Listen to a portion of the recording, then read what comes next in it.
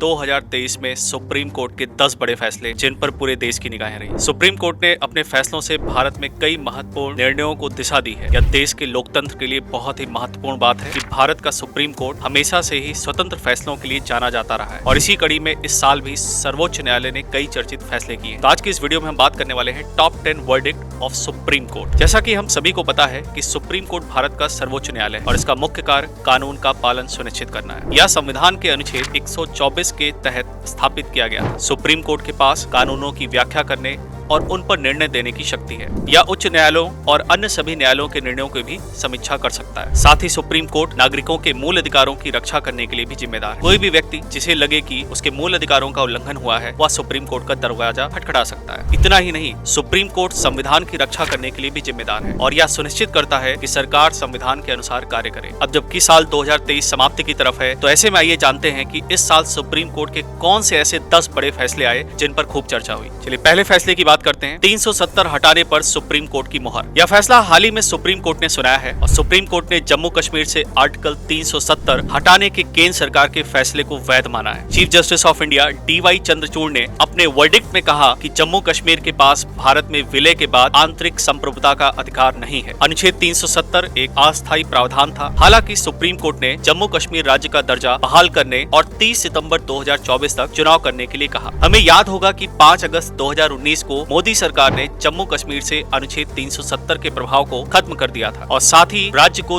2 हिस्सों जम्मू कश्मीर और लद्दाख में बांट दिया था और दोनों को केंद्र शासित प्रदेश बनाया था। केंद्र के इस फैसले के खिलाफ सुप्रीम कोर्ट में 23 याचिकाएं दाखिल की गई। तो ये था फ्रेंड्स पहला फैसला। दूसरे फैसले की बात करते हैं। जल्लीकट्ट मामले में सुप्रीम कोर्ट का फैसला। तमिलनाडु और महाराष्ट्र में पारंपरिक जल्लीकट्ट खेल और बैलगाड़ी की दौड़ को अनुमति देने वाले कानून की वैधता पर सुप्रीम कोर्ट ने मई में बड़ा फैसला सुनाया था। कोर्ट ने इन्हें कानूनन वैध करार दिया है। पिछले साल 5 जजों की संविधान पीठ ने दिसंबर में इस मामले में अपना फैसला सुरक्षित रख लिया था। सर्वोच्च न्यायालय ने जल्लीकट्ट को अनुमति देने वाले राज्य सरकार के कानून को सही ठहराया था। सुप्रीम कोर्ट ने अपना फैसला सुनाते हुए कहा था कि नए कानून में क्रूरता के पहलू को ध्यान रखा गया है और यह खेल सदियों से जो कि तमिलनाडु की संस्कृति का हिस्सा है, इसे बाधित नहीं किया जा सकता है। तो ये था फ्रेंड्स दूसरा फैसला। बात करते हैं तीसरे फैसले। मनीष सिसोदिया की जमानत याचिका। दिल्ली के पूर्व उप मुख्यमंत्री मनीष सिसोदिया की जमानत याचिका पर सुप्रीम कोर्ट ने 30 अक्टूबर 2023 को सुनवाई पूरी कर ली थी और फैसला सुरक्षित रख लिया था और जमानत याचिका को खारिज कर दिया था। सुप्रीम कोर्ट ने फैसला सुनाते हुए कहा कि जांच एजेंसी CBI लेन देन की बात अस्थायी रूप से साबित कर पाई है। कोर्ट ने यह भी कहा कि सिसोदिया के खिलाफ आरोप गंभीर हैं और उन्हें जमानत नहीं दी जा सकती। सिसोदिया को दिल्ली शराब नीति घोटाला मामले में फरवरी में गिरफ्तार किया गया था। उन्हें CBI और ED ने गिरफ्तार किया था। सिसोदिया के खिलाफ आरोप है कि उन्होंने दिल्ली की शराब नीति में निजी कंपनियों को फायदा पहुंचाने के लिए भ्रष्टाचार किया था। चलिए अब जानते हैं चौथे फैसले के बारे में। समलैंगिक जोड़े की शादी पर फैसला। 17 अक्टूबर को दिए गए एक फैसले में सुप्रीम कोर्ट ने समलैंगिक विवाह को कानूनी तौर पर वैधता देने से इनकार कर दिया। सुप्रीम कोर्ट के चीफ जस्टिस DY चंद्रचूड़ की अध्यक्षता वाली 5 न्यायाधीशों की संविधान पीठ ने 3-2 के बहुमत से फैसले से कहा कि इस तरह की अनुमति सिर्फ कानून के जरिए ही दी जा सकती है। सुप्रीम कोर्ट ने साफ कर दिया कि समलैंगिक शादी पर कानून बनाने का हक संसद का है और चीफ जस्टिस DY चंद्रचूड़ ने इस फैसले को पढ़ा था। चलिए फ्रेंड्स, अब आप जानते हैं 5वें फैसले के बारे में। चुनाव आयुक्तों की नियुक्ति। सुप्रीम कोर्ट की 5 सदस्यीय संवैधानिक बेंच ने मार्च में एक ऐतिहासिक फैसला सुनाते हुए कहा कि मुख्य चुनाव आयुक्त और चुनाव आयुक्तों की नियुक्ति एक पैनल करेगा। इस पैनल में प्रधानमंत्री, सुप्रीम कोर्ट के मुख्य न्यायाधीश और लोकसभा के प्रतिपक्ष यानी विपक्ष के सबसे बड़े दल के जो नेता हैं वो सब शामिल रहेंगे। चलिए आइए जानते हैं छठे फैसले के बारे में। तलाक को लेकर संविधान पीठ का फैसला। सुप्रीम कोर्ट की संविधान पीठ ने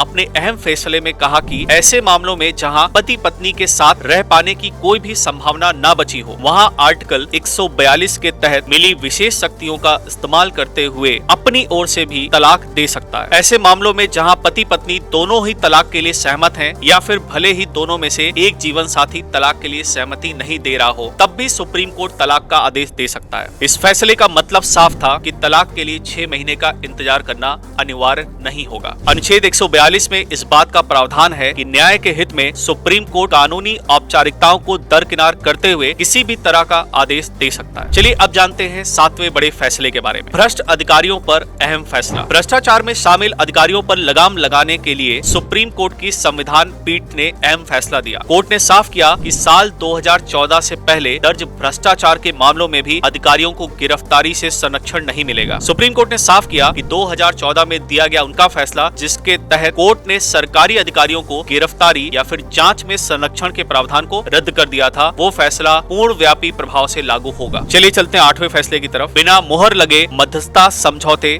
कानूनन वैध। हाल ही में सुप्रीम कोर्ट ने अपने अहम फैसले को पलट दिया है, जिसमें कहा गया था कि यदि अंतर्निहित अनुबंध पर संबंधित स्टाम्प अधिनियम के अनुसार मुहर नहीं लगाई गई है तो मध्यस्थता समझौता शुरू से ही अमान्य या शून्य होगा। भारत के मुख्य न्यायाधीश DY चंद्रचूड़ की अध्यक्षता वाली 7 न्यायाधीशों की संविधान पीठ ने सर्वसम्मत निर्णय में कहा, गैर स्टाम्पिंग या अपर्याप्त स्टाम्प किसी समझौते को शून्य नहीं बनाता है, बल्कि इसे साक्ष्य में अस्वीकार बनाता है। संविधान पीठ ने माना कि किसी समझौते पर स्टाम्प न लगना या अपर्याप्त स्टाम्प भारतीय स्टाम्प नियम 1899 के तहत ठीक किए जाने योग्य दोष है, और इसमें कहा गया कि प्री रेफरल चरण में मध्यस्थता समझौते पर मोहर लगने के मुद्दे को निर्धारित करने के लिए अदालतों को बाध्य करना मध्यस्थता और सुलह अधिनियम 1996 के उद्देश्यों को विफल कर देगा। चलिए अब जानते हैं 9वें महत्वपूर्ण फैसले के बारे में। मणिपुर में हिंसा को लेकर सुप्रीम कोर्ट ने 7 अगस्त को कहा कि हाई कोर्ट के 3 पूर्व महिला जजों की कमेटी मणिपुर में जाकर राहत और पुनर्वास का काम देखेगी। कोर्ट ने यह भी कहा कि ऐसी कोशिशें की जानी चाहिए ताकि राज्य के लोगों में विश्वास और कानून के शासन पर भरोसा लौट सके। यह कमेटी वहां की स्थितियों का आकलन कर सीधे सुप्रीम कोर्ट को रिपोर्ट सौंपेगी। शीर्ष अदालत समग्र स्थिति की निगरानी भी करेगा। चलिए आइए जानते हैं साल 2023 का सबसे महत्वपूर्ण 10वां फैसला। अडानी हिंडनबर्ग मामले में 6 सदस्यीय कमेटी का गठन। सुप्रीम कोर्ट ने 2 मार्च को अडानी समूह की कंपनियों पर हिंडनबर्ग रिसर्च रिपोर्ट से उठे सवाल पर एक विशेष समिति का गठन किया। समिति में शीर्ष अदालत के पूर्व न्यायाधीश न्यायमूर्ति AM स्प्रे की अध्यक्षता में 6 सदस्य शामिल थे। शीर्ष अदालत ने तब सेबी से 2 महीने के भीतर स्थिति रिपोर्ट दाखिल करने के लिए कहा था। सुप्रीम कोर्ट उस समय हिंडनबर्ग रिपोर्ट से संबंधित याचिकाओं पर सुनवाई कर रही थी, जिसमें निवेशकों के हितों की रक्षा के लिए नियामक तंत्र से संबंधित एक समिति का गठन भी शामिल था। उम्मीद करता हूँ फ्रेंड्स, ये वीडियो आपको अच्छी लगी होगी और आपको पसंद भी आई होगी। मेरा नाम है विवेक सिंह। अगर आप चैनल पर नए हैं तो चैनल को सब्सक्राइब करिए, वीडियो को लाइक और शेयर करिए, और जो भी आपके सजेशन है वो कमेंट सेक्शन में बताइए। Thank you very much.